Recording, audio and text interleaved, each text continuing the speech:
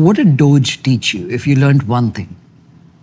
Well, it was like a very interesting side quest, because I just got to see like a lot of the inner workings of the government. There's been quite a few efficiencies. I mean, some of them are very basic efficiencies, like just adding in requirements for federal payments that any given payment must have an assigned congressional payment code and a comment field with something in it that's more than nothing. Like that trivial seeming change, my guess is probably saves $100 billion or even $200 billion a year. Because there were massive numbers of payments that were going out with no congressional payment code and with nothing in the comment field, which makes auditing the payments impossible. So if you have to say, like, why can the Defense Department or now the Department of War, why can it not pass an audit? It's because the information is not there. It doesn't have the information necessary to pass an audit does not exist, is the issue.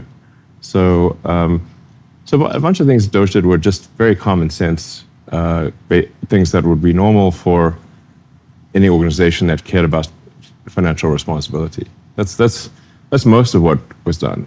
And it's still going on, by the way. Doge is still happening. But it turns out when you stop fraudulent and wasteful payments, the fraudsters don't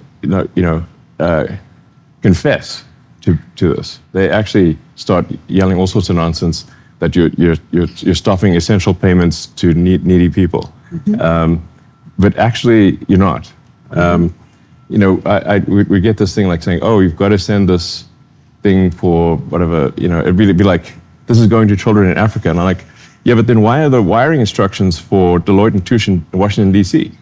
Because that's not Africa.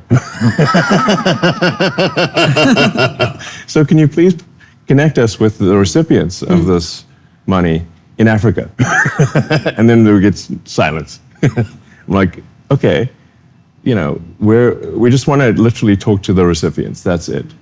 And then we're like, oh no, it turns out for some reason we can't talk to them. I'm like, well, we're not going to send the money unless we can talk to the recipients and confirm they will actually get it.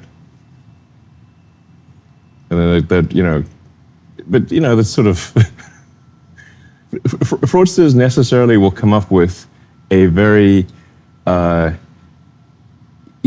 sympathetic argument. They're not going to say, give us the money for fraud. That's not going to be what they say, obviously. They're going to try to make these sympathetic sounding arguments that are false.